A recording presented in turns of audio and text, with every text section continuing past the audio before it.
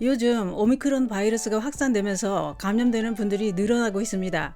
그래서 정부가 지원하는 지원금이 있는데요. 그런데 이 지원금은 신청해야만 지급됩니다. 또한 확진되었어도 신청할 수 없는 사람도 있습니다. 더 중요한 것은 지원금은 미루지 말고 빨리 받아야 되는 이유가 있습니다. 그 이유는 오미크론 지원금이 사라질 수도 있기 때문입니다. 그 이야기 지금 시작합니다. 안녕하십니까. 노년생활정보의 모든 것 조여사 전성시대입니다.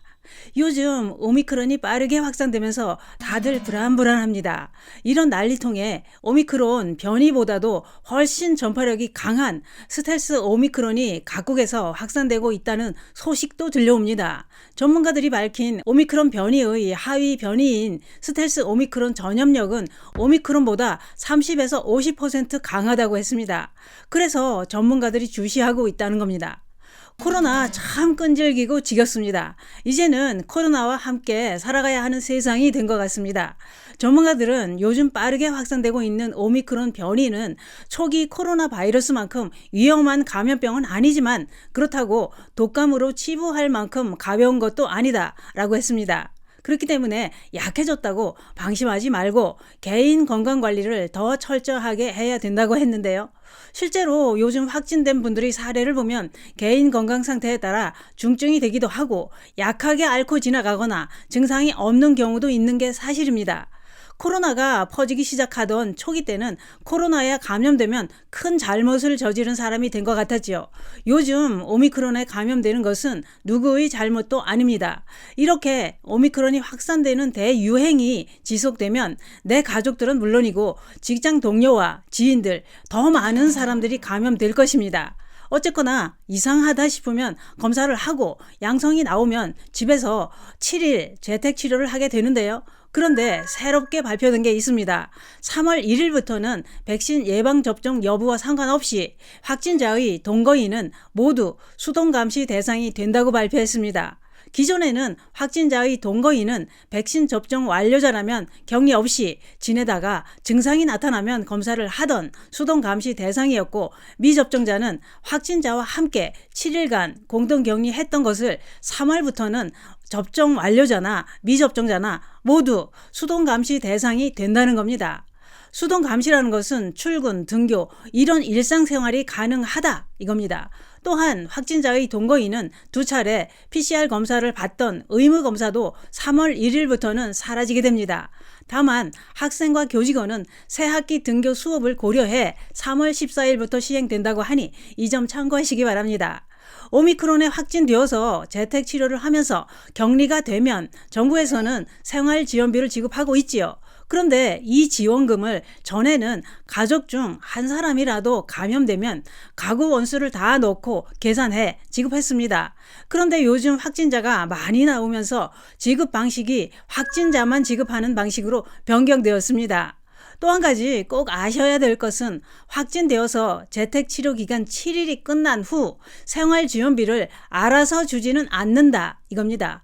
꼭 신청해야 지급합니다. 그러면 격리치료를 했다면 얼마나 받을 수 있을까요? 생활지원비는 가구 내 격리자 수에 따라 달라지고 또 자가격리 일수를 기준으로 지급하고 있는데요.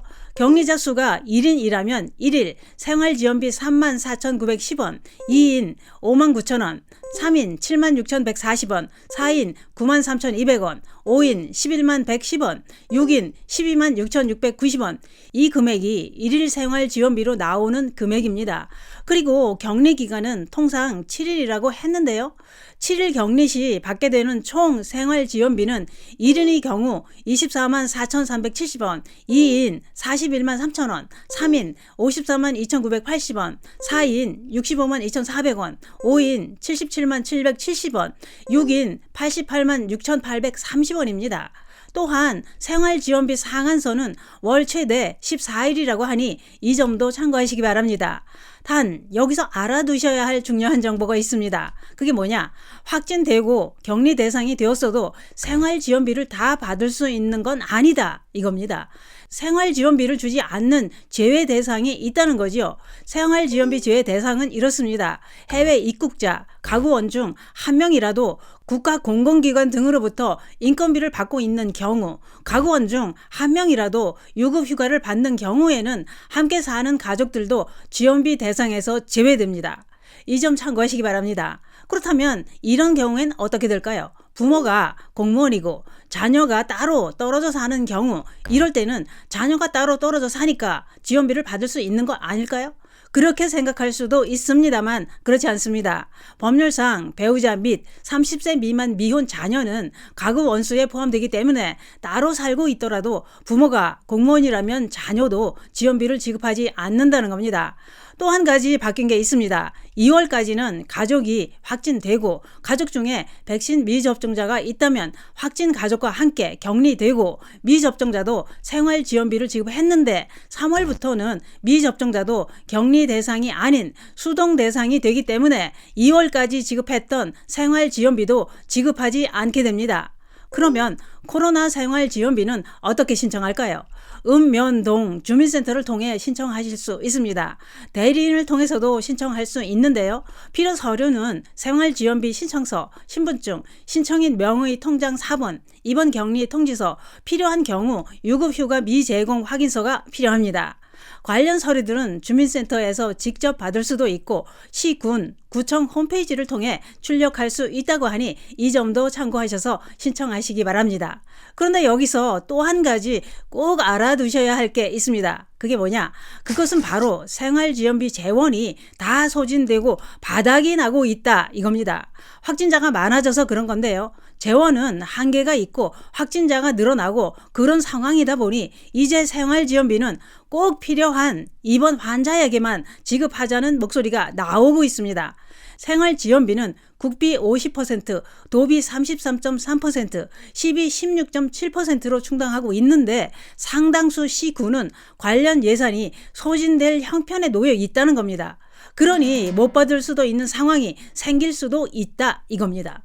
그래서 지원금 신청 대상이 되는 분들은 미루지 마시고 서둘러 받는 게 좋습니다. 오늘은 오미크론 지원금을 받을 수 있는 분들과 확진되었어도 받을 수 없는 분들에 대해 알려드렸는데요. 아무쪼록 건강관리 잘 하셔서 오미크론이 와도 나대지 못하게 콱 밟아버리고 씩씩하게 이겨내시기 바랍니다. 감사합니다.